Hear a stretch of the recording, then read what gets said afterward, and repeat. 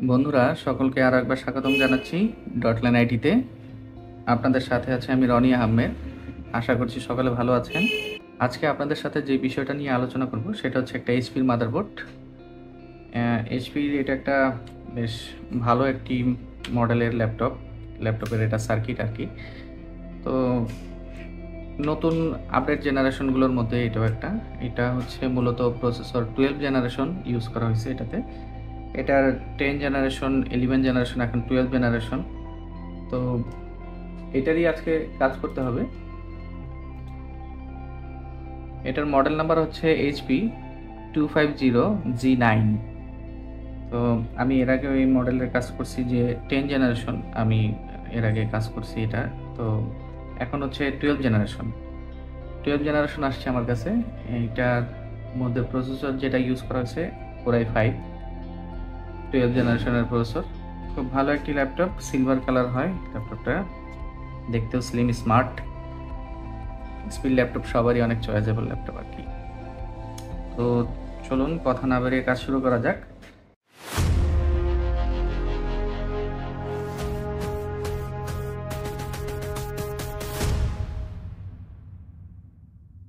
বন্ধুরা, মূলত এটার প্রবলেম হচ্ছে যে এটা পাওয়ার আসে বাট ডিসপ্লে নাই। তো কাস্টমার কোথাও দেখাইছিল এর আগে, তো ওইখান থেকে আসছে। তো এটাতে আমি তেমন কিছু করি নেই। এখানে হচ্ছে আপনার টাইপ সির পাশে এখানে একটা আইসি ছিল টাইপ সি পোর্টের। তো এই আইসিটা পুড়ে গেছে আর কি, বার্ন হয়ে গেছে। তো আমি আইসিটা দেখলাম যে হিট হয়ে যায়, ফুটে গেছে যেহেতু আইসিটা পুড়ে গেছে। তো এর জন্য আমি আইসিটা এখান থেকে খুলে আলাদা করে রাখছি। এটা হচ্ছে মূলত টাইপ সি পোর্টের জন্য, টাইপ সি। আর এই হচ্ছে এটা ডিসি জ্যাক, নর্মাল যে এইচপির যে ডিসি জ্যাক, ওই ডিসি জ্যাক। তো মোটামুটি মাদারবোর্ডের মধ্যে আমি কোল্ড টেস্টিং যদি করি সেটাই আগে করে নিই, যে মাদারবোর্ডের কোল্ড টেস্টিং এর ক্ষেত্রে যে মাদারবোর্ডের কোনো শর্ট দেখাচ্ছে কিনা। যেহেতু পাওয়ার আছে বলছে, তো শর্ট আসলে নাই।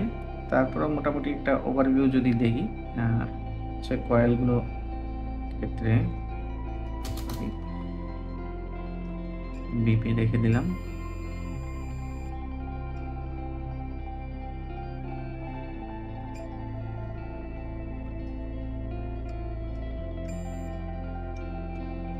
তো মাদারবোর্ডের মধ্যে আসলে ওইভাবে শর্ট নাই বললে চলে, শর্ট বোঝা যাচ্ছে না। তো এটা আসলে আগে পাওয়ার দিয়ে দেখি এটার বর্তমান কন্ডিশন কি। আইসি খোলার পরে যেহেতু আইসিটা গরম হয়ে যাচ্ছিল, হিট আপ হয়ে যাচ্ছিল, তো এখন পাওয়ার দিয়ে দেখি এখন কি কন্ডিশন। লাইট গ্লো করছে, আপনারা দেখছেন। ওকে, এটা খুব ভালো, লাইট গ্লো করা। এটাকেও লাইট গ্লো হইতো। এই হচ্ছে এর পাওয়ার বাটন, এই পাশে দেওয়া আছে।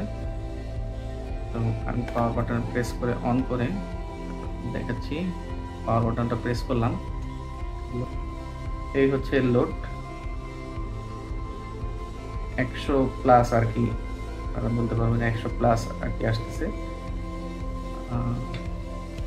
আবার বন্ধ হয়ে যাচ্ছে, 100+ হওয়ার পরে বন্ধ হয়ে যাচ্ছে। তো এমতো অবস্থায় কি করা যায়, কিভাবে রিপেয়ার করা যায় এটাকে, সেই বিষয় নিয়ে আজকের এই ভিডিও। তো এটার না আপনারা অনলাইনে বোর্ড ভিউ পাবেন, না স্কেমেটিক পাবেন। তো এটাকে আমরা কিভাবে ডায়াগনোজ করব, কিভাবে দেখব, তো চলুন আমরা বেসিক থেকেই শুরু করি। যে কোনো কাজ আসলে বেসিক থেকেই করা ভালো। তো আমরা এর ডিসি ইন থেকেই দেখি। ওকে, এই হচ্ছে এর ডিসি ইন মসফেট।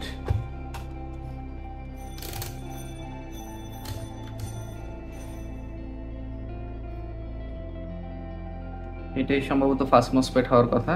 আমরা ফার্স্ট মসফেট দেখি আগে।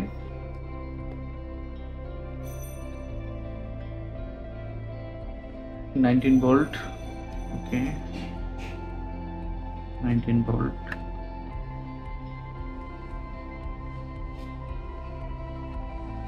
সে এন চ্যানেল মসফেট ইউজ করা হয়েছে এখানে। তো গেট ঠিক আছে, 19 ভোল্ট প্রপার আছে। এটা সম্ভবত আপনার চার্জিং মসফেট, যেটাকে আমরা বলি পিক চার্জ মসফেট।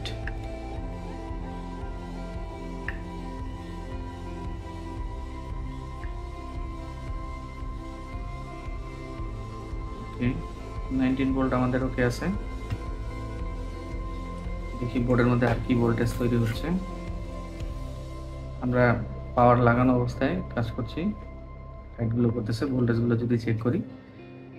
যে আইসিটা ওঠানো হয়েছে এটা মূলত একটা টাইপ সির জন্য। টাইপ সি এটা আসলে টাইপ সি ডিসি ইনের কাজ করবে না, এটা হচ্ছে টাইপ সি আপনার ইউএসবি পোর্টের মতন কাজ করবে, টাইপ সি ইউএসবি পোর্ট। তো এই আইসিটা আশা করি যে এটা কোনো মেজর ফ্যাক্ট না, এটা বোর্ডে না থাকলেও এটা বোর্ড চলার কথা, বোর্ড চলবে। তো আমরা এটাকে আপাতত খুলে রাখলাম যেহেতু বার্ন হয়ে গেছে। তো দেখি যে মাদারবোর্ডের মধ্যে আর কোন ভোল্টেজ তৈরি হচ্ছে। তো আমি এখনো ট্রিগার করিনি, বোর্ড অফ অবস্থায় আছে। 0 নাই ভোল্টেজ, এখানেও নাই,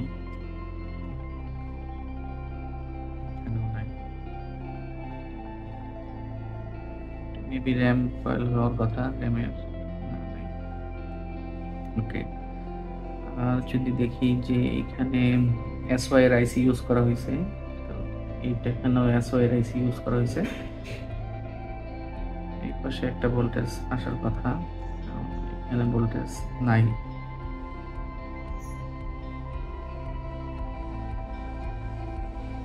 মোটামুটি এখানে কোনো ভোল্টেজ নাই। হ্যাঁ, তো আমরা এখন পাওয়ার দিয়ে তারপর চেক করব যে কোনো ভোল্টেজ তৈরি হচ্ছে কিনা। আমি পাওয়ার সুইচটা দিই, পাওয়ার সুইচ অন করি আবার, যেহেতু সুইচটা এই পাশে। পাওয়ার অন হয়ে গেছে, লাইট গ্লো করতেছে, আপনারা দেখছেন। 3.3 ভোল্ট, ওকে। 5 ভোল্ট, ওকে। 0 না, ভোল্টেজ নাই এখানে। মেশিন আবার বন্ধ হয়ে গেছে, আবার অন করতে হবে। এটা আসলে চালু হয়ে বন্ধ হয়ে যাচ্ছে কিছুক্ষণ পর, স্টেবল থাকছে না। এখানে আছে 3.3 রে, এখানে এসওয়াই আইসি দ্বারা কনভার্ট হওয়ার কথা, যে কোনো একটা ভোল্টেজ হয়তো 1.8 হবে অথবা 2.5 এরকম কনভার্ট হওয়ার কথা। আবার অফ হয়ে গেছে, আবার অন করে নিলাম, এখানেও নাই। 3.3। তো মাদারবোর্ডের মধ্যে যতদূর যা দেখছি, র্যাম ভোল্টেজটা কি তৈরি হয়? 3.5 তো আছে না, র্যাম ভোল্টেজ তো তৈরি হচ্ছে না। ওকে, তো র্যাম ভোল্টেজ তৈরি হচ্ছে না, 3.5 তৈরি হচ্ছে। SLPS4 মেবি প্রসেসর দিচ্ছে না, তা না হলে আপনার DDR4 এর যেই মাদারবোর্ডগুলো স্ট্রাকচারের যে বোর্ড, এটা তো আপনার 1.8 ভোল্টের পাশাপাশি 2.5 ভোল্ট জরুরি, এটাও দরকার, 1 ভোল্ট প্রাইম দরকার। তো এগুলো আমরা দেখব। তো যেহেতু আছে, তো আমরা একবার আরটিসিটা চেক করে নিই যে আরটিসি কি অবস্থা। আসুন দেখা যাক, চেক করি যে এই হচ্ছে ক্রিস্টাল। তো পাওয়ার দেওয়া আছে, বোর্ড আমি অন করিনি। তো পাওয়ার দেওয়া অবস্থায় হচ্ছে আপনার ক্রিস্টাল চেক করতে হবে। আপনারা তো এর আগে আমার প্রিভিয়াস ভিডিওতেও দেখেছেন যে ক্রিস্টাল কীভাবে চেক করে। ক্রিস্টালের জন্য আমি ডিএসও সেট করে নিলাম। এরপর হচ্ছে এখন এই হচ্ছে ক্রিস্টাল। তো এখানে হচ্ছে রেজিস্ট্যান্সে আমি ধরলাম। হ্যাঁ, ওকে বন্ধুরা, আমরা পাওয়ার অন অবস্থায় রাখছি। তো ক্রিস্টালটা চেক করি, ফ্রিকোয়েন্সিটা যে এখানে আপনার মোটামুটি 32 কিলো হার্টজের ফ্রিকোয়েন্সি থাকার কথা। তো আমি এক পাশে ধরতেছি,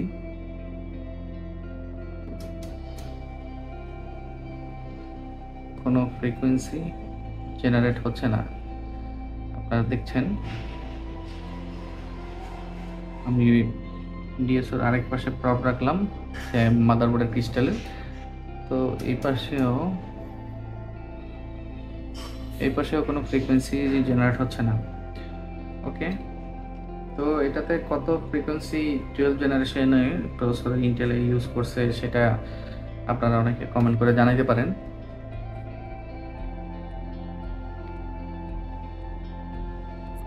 সাধারণত 32 কিলো হার্টজ ফ্রিকোয়েন্সি ইউজ করা হয় বোর্ডের জন্য, তো আমরা সেটা পাচ্ছি না। হ্যাঁ, কিন্তু মাদারবোর্ড যদি আমি ট্রিগার করি, ট্রিগার করলে কিছু দূর অন হচ্ছে, লাইট গ্লো করতেছে, অন হচ্ছে, অন হয়ে আবার কিছুক্ষণ পর অফ হয়ে যাচ্ছে। হ্যাঁ, মাদারবোর্ডটা এমনিতে ফ্রেশ ছিল, আপনার মোটামুটি এইখানটাই একটু কাজ করা হয়েছে, এছাড়া বায়োস প্রোগ্রাম করা হয় নাই বা প্রসেসরে হিট ইউজ করা হয় নাই, এগুলো সব ঠিক আছে। ওকে, তো চলুন দেখি আমরা এটা ক্রিস্টাল চেঞ্জ করে দেখি যে আসলে ক্রিস্টালের কারণে হচ্ছে কিনা। আমরা মোটামুটি এই সাইজের একটা ক্রিস্টাল ইন্টেলের থেকে লাগাই, পরে আবার আপনাদেরকে দেখাচ্ছি। তো বন্ধুরা, আমরা ক্রিস্টাল চেঞ্জ করে নিয়েছি। এখানে হচ্ছে ক্রিস্টাল ছিল, এটাকে আমরা চেঞ্জ করে নিয়েছি। তো এখন চেঞ্জ করার পরে কি কন্ডিশন সেটা আমরা আবার দেখব। আমরা আগে প্রপ ইউজ করি, আমরা দেখি বোর্ডের লোড যদি আমি আপনাদেরকে দেখাই, লোড আগের মতনই। আমি একবার অন করে দেখি, অন করে আপনাদেরকে আবার দেখাই। আমি অন করলাম, ক্রিস্টাল চেঞ্জ করার পরেও লোড সেম লোড আসতেছে। এমত অবস্থায় কি করা যায়, চলুন আগে দেখি আরটিসির ভোল্টেজ। এখানে আরটিসির কিছু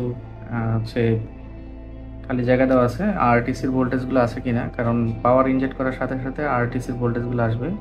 মেবি গ্রাউন্ড, আপনারা দেখছেন যে 2.8 ভোল্ট অ্যাভেলেবেল। ওকে, গ্রাউন্ড ভোল্টেজ 2.8 ভোল্ট। তো আরটিসি সেকশনে যে ভোল্টেজ, আরটিসি ভোল্টেজ এগুলো ঠিক আছে, কিন্তু তারপরও তখন 32 কিলো হার্টজ জেনারেট করেনি। তো আমরা এখন আবার একবার লাগাই দেখি 32 কিলো হার্টজ এখানে জেনারেট হচ্ছে কিনা। তো বন্ধুরা, আপনারা দেখছেন, তো আমি পাওয়ারে রাখছি, আর আমি ডিএসও দিয়ে চেক করছি আসলে যে 32 কিলো হার্টজ চেঞ্জের পরে আসছে কিনা।